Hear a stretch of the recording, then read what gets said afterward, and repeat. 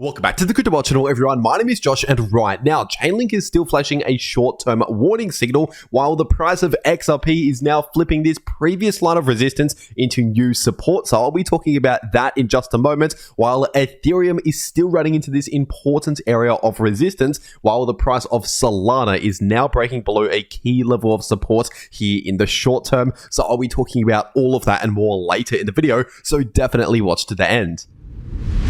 First of all, starting off on the weekly Ethereum chart, and right now Ethereum is still looking bullish on the larger timeframes, playing out this massive bull run from this previous ascending line of support, still acting as strong support at approximately 2,500, but of course we have some strong resistance at around 4.1k approximately based on these previous highs. So that's the current resistance to pay attention to, but once we can see a breakout above 4.1k, expect to move up towards the all-time high for Ethereum, so just underneath around $5,000, more specifically around 4.7k to 4.9k as a major area of resistance around that all-time high. And so here on the larger time frames, like the weekly time frame and the 3-day time frame, we are still looking bullish right now. And if we're taking a look at the daily time frame, once again, we're still running into that area of resistance sitting in between around 3.9k to 4.1k. So as I've been saying over and over again here on the channel, expect the price to struggle in this area. And that's exactly what we've seen as expected so far. And now, if we end up seeing another rejection like what we saw close to a week ago here,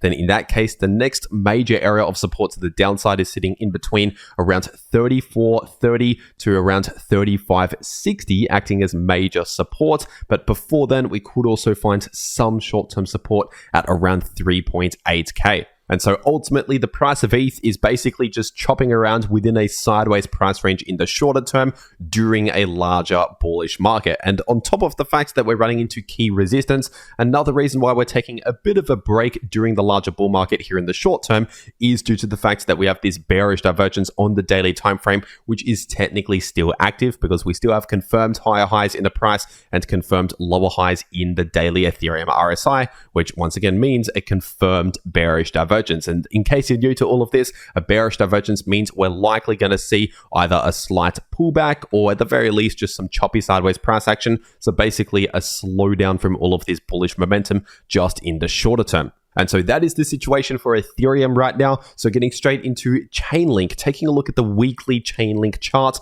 And right now we're still finding a lot of resistance around this Fibonacci level of resistance, which is sitting at approximately $31 to $31.50, give or take. And above that, we also have more resistance based on these previous highs at close to $34. So as I've mentioned recently here on the channel, a price range basically in between around $31 to $34, give or take. So right around that low $30 area, we have a lot of resistance. And so far, as of recording this video, the price of Chainlink has already started to struggle quite a lot at around that $31 level. We made it almost exactly up towards $31 before the price started to reject, at least just in the short term. But of course, zooming out, looking at the bigger picture, once again, on the weekly time frame, we're in a larger bullish market, playing out this massive bullish cup and handle pattern in a bull run right now, a massive bullish breakout. But as I always mentioned, between the current price and this price target for this pattern right here, which by the way, in case you're new to the channel, the price target for this breakout is sitting at around $90 per Chainlink. But as I was just saying, between the current price and this price target, we have a lot of resistance we need to pay attention to that we cannot ignore. So once again, we have a lot of resistance at around $31 to $34, give or take.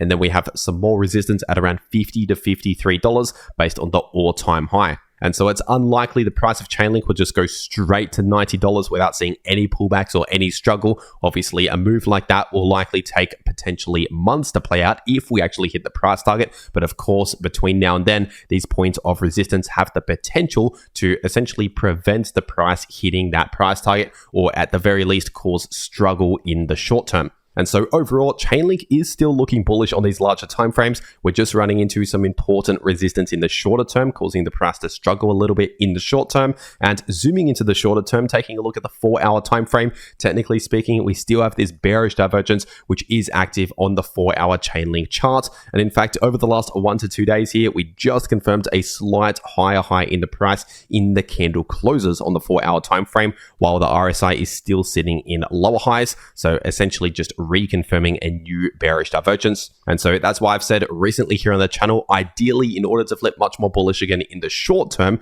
we need to not only just see a breakout above this previous high in the price, but ideally need to see a breakout in the RSI above these previous highs. Because obviously, if we have higher highs in the RSI and higher highs in the price, then there's no divergence. And so while this bearish divergence is technically active in the short term for the price of Chainlink, this tells us that we're losing a bit of bullish momentum in the shorter term for potentially a couple of days, that sort of time frame, and we're likely going to see either a slight pullback or just some choppy sideways price action as the most likely outcomes from a bearish divergence. So essentially a slowdown or a setback from all of this bullish price action. But remember, this is just talking about the shorter term. When we're zooming out, looking at the bigger picture, we're still in a larger bull market. We're just taking a bit of a short-term break during that larger bull market. And the support levels I'd watch out for in case we see a bit of a pullback here, I'd pay attention to this level as some major short-term support based on previous resistance and also new support right here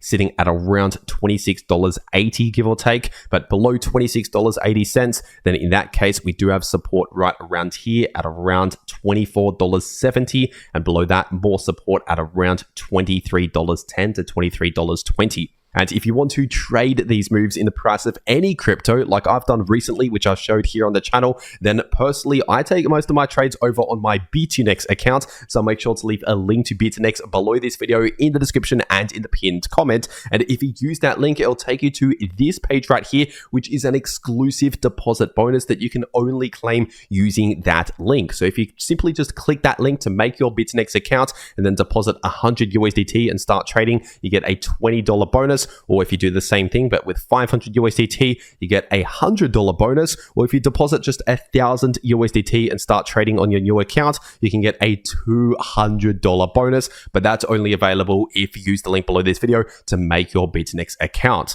And so if you're going to be trading crypto anyway, you might as well check this out. Once again, first link below this video. And in case you're wondering, BTNX is a no KYC exchange, which means you can access it from basically any country in the world without needing any KYC. But for whatever reason, if you don't want BTNX, there is also Bybit, which is another crypto exchange I also trade on. So I'll make sure to leave a link to Bybit as well down below this video in the description and in the pinned comment. And if you use that link, you can get a 500 USDT position airdrop, but that's only available if you use the link below this video to make your Bybit account and deposit on that account. But with that being said, taking a look at the XRP chart on the weekly time frame, and right now the price of XRP is still trading in between $2 and $3. So as I've said recently here on the channel, since before we saw this rejection right here, we have strong resistance at close to $3, and of course previous resistance now acting as new support at close to $2. So overall on the larger time frames, not a lot has changed over the last few days for XRP. So taking a look at the shorter term on the 4-hour time frame,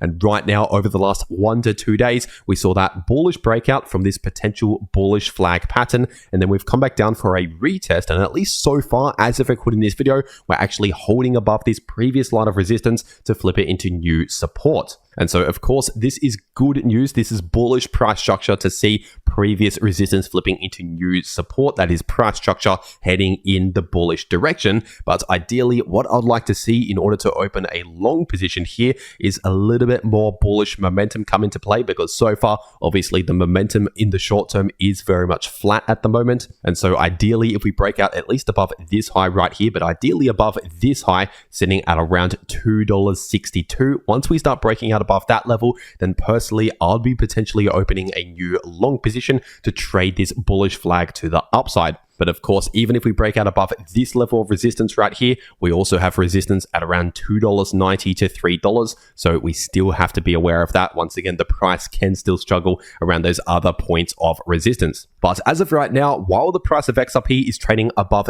this line on the price chart, which is currently sitting at around $2.37, while XRP is above that line, technically speaking, we have a bullish price target for this bullish flag pattern. And that price target, if we're taking a look at a flagpole price target, that's sitting at around $3.79 approximately. So from where we are right now to that price target, that's just under a 60% gain, over a 50% gain to the upside from where we are right now. And that bullish price target would only be invalidated if we see a confirmed break with candle closes back below this level on the price chart, back below this line, once again at around $2.37, and especially if we break below these lows at around $2.28, that would be bad news in the short term. But while we're still holding above those levels, once again, we're still looking pretty good here in the short term. But personally, when it comes to my trading strategy, personally, I would not enter a long position until we start seeing a little bit more bullish momentum here, and ideally breaking out above some of these levels on the price chart, as I explained earlier.